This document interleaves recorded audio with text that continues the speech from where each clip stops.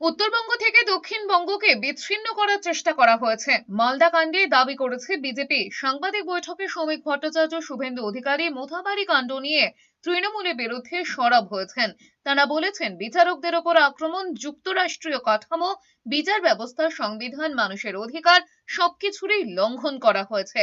শ্রমিক ভট্টাচার্যর দাবি, এটা কোনো জনরোষ নয়, পরিকল্পিতভাবে করা হয়েছে।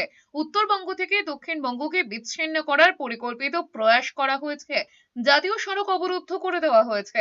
এটা চিকেন নেকের জন্য একটা থ্রেট। সীমান্তবর্তী জেলাগুলোর নিঃশব্দে ডেমোগ্রাফি দ্রুত বদলে যাচ্ছে। মুর্শিদাবাদ, মালদাকে এপিক সেন্টার করে দেশে যেমন যার নোট ছড়িয়ে দেওয়া হচ্ছে, তেমনি বাংলাদেশে অনুপ্রবেশকারী রোহিঙ্গাদের সারা দেশে ছড়িয়ে দেওয়া হচ্ছে। এটা কোনো বিচ্ছিন্ন ঘটনা নয়, এটা কোনো স্থানীয় মানুষের জনরোষ নয়, এটা পরিকল্পিত। উত্তরবঙ্গ থেকে দক্ষিণবঙ্গকে বিচ্ছিন্ন করে দেওয়ার জন্য আমাদের যে মেরুদণ্ডের মতো যে রাস্তাটি আছে, সেই রাস্তার উপরে বন্ধ রেখে সেখানে রান্না করে সেখানে আগুন জ্বালিয়ে আজকে এতজন বিচারককে সেখানে আটকে রাখা হলো, এবং যাদের মধ্যে মহিলারাও ছিলেন।